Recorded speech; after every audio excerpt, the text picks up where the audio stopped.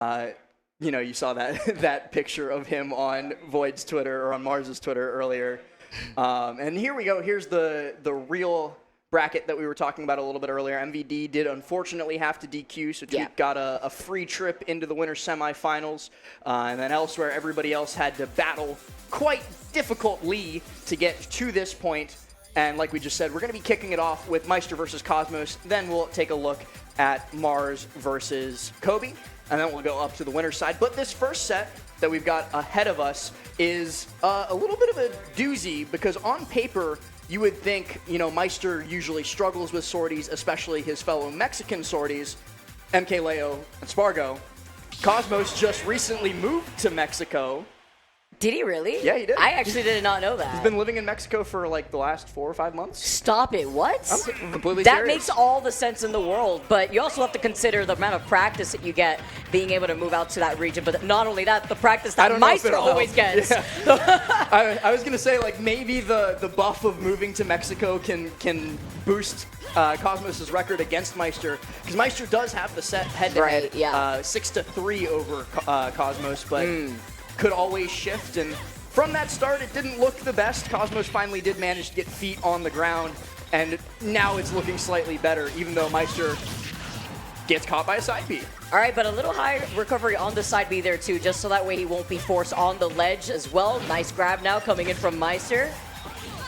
And let's see what he can do. Nice little Deep stall off there stage. too. Huge, actually. Gets the tech off to the side of the ledge here, and this is where you find yourself so susceptible to getting hit once you're off stage here as Aegis. Yeah, it's very, very difficult to make it back, especially against the edge guarding prowess that Maister has. You know, he was memeing on Twitter about not actually knowing how to ledge trap or play out of shield. I saw that and I was like, okay. The out of shield one was insane. Like, okay, I can't Game believe One. that some people thought he was serious about that, but the one thing that he usually doesn't have trouble with is, well, getting down tilt up aired. That's pretty easy to do. I do it all the time. And especially with your Cosmos here, going to be able to convert that into a stock, evening out this game just as quickly here, only taking 20% of extra credit.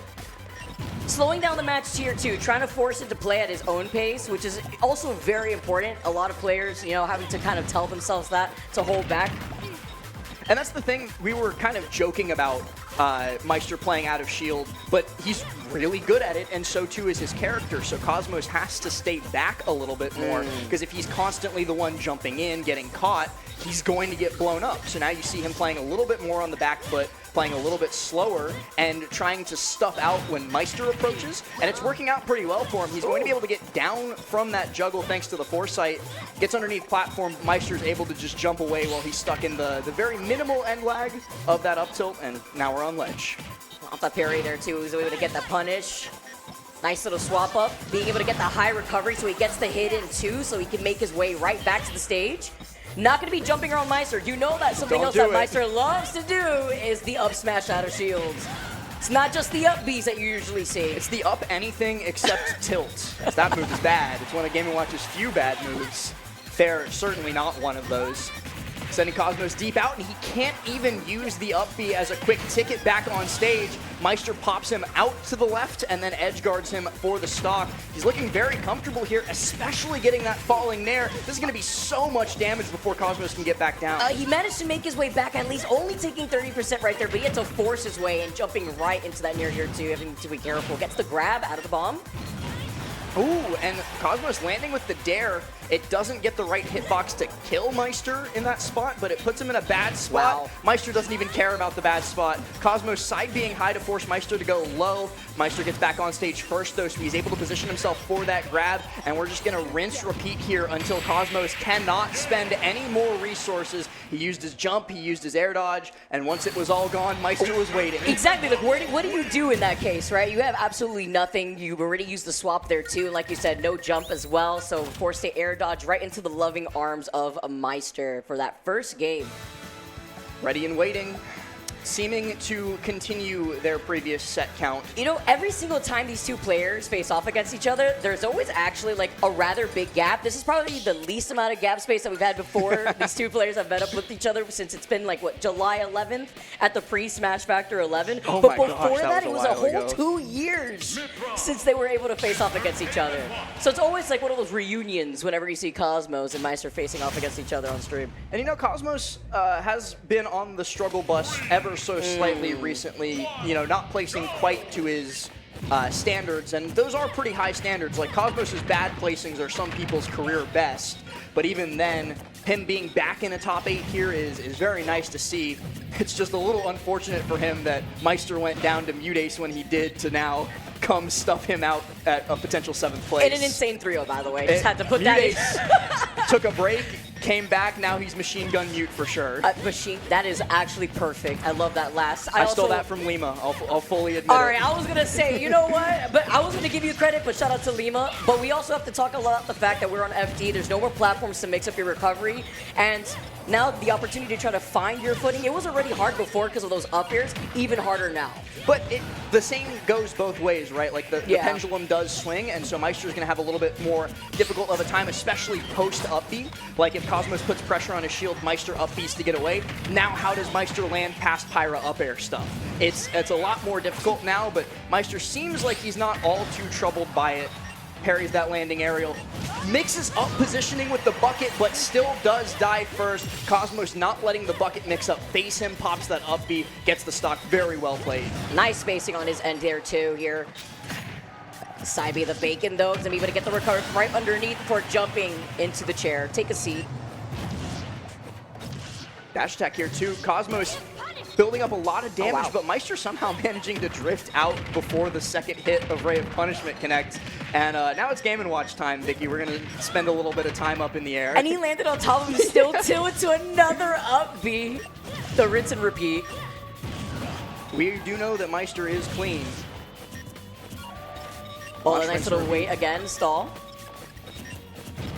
This is what Cosmos was doing towards the middle of game number 1, just staying back, waiting for Maister to be the one to get aggressive. But guess what? Game & Watch doesn't have to risk himself to be aggressive. He can, what? He stared at it and still committed, though. It's like hypnosis. Everybody knows that when Game & Watch is charging up smash, you don't challenge it, and yet we see it every single time. And not only just that, the second craziest part is the way that he's trying to force his own pacing by drifting back, dashing back, waiting for an opportunity. You know what he wants. You know that he wants you to jump in his face. Now, granted, that was, I think, like the actual maximum possible distance for up smash to connect.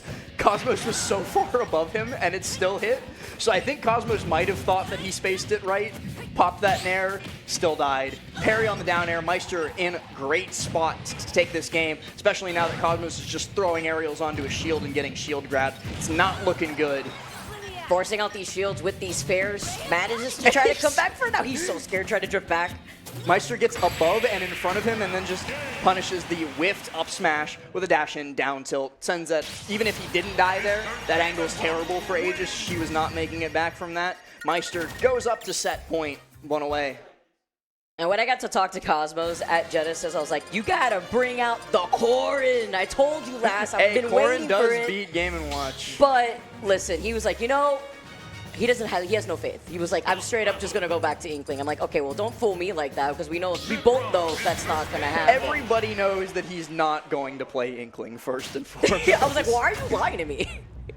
Just actually telling falsehoods. But I honestly commend the fact that he's still sticking with the Aegis no matter what the results have been saying. Listen, I remember when this character first came out and Cosmos was like, yeah, I'm a solo Mythra main, man. I'm not using Pyra. So at least he's made some progress on that front. Proud of him. All right, going on to the next game here too. A good start from Cosmos, but that's all going to evaporate in the face of 3 nairs. Maister takes the lead away. 48% just from that. 3 nairs. It was 3 nairs and a down throw. Don't forget the down throw. No, you're right. And here comes another one. These up airs, has that middle platform to keep on putting on the pressure. Almost stared at that up smash just a little bit, but was close enough to, that way the nair was able to clip that. Oh, okay. I thought he was going to die for that. He's truly staring at the face of danger. You know, sometimes you just have to look death in his pale eyes make sure he's the one who blinks first. And this time Maister did blink, and this time Cosmos did not land on the up smash. I was worried right after succeeding once he was going to get cocky and die for it again. I mean, that's what he was trying to do before, right? He was trying to get the cross up, but trying to space himself out where it wouldn't have hit him, and he still would have been able to hit the last hit of Nair there. At least in chat, somebody said Cosmos wants to get hit by up smash the way that he's playing.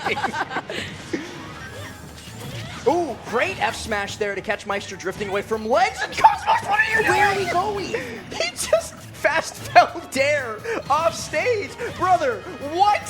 Hold on. Right now, though, even though it's 2 stocks apiece, he is feeling himself with a little bit of that momentum, 79%. At least nice it dash wasn't back. an up smash. He's gravitating towards it, though. Let's not jinx it. The event horizon of this black hole is dense. Maister landing on stage with this Nair going to convert it into a whole lot of damage. And, you know, something that I usually do give Maister a lot of credit for is not running in and getting up bead, is instead his defensive play. He's usually a lot more willing to play on the back foot. I think because he's got the 2-0 lead right now, he's getting a little bit over aggressive, throwing out a little bit too many up smashes.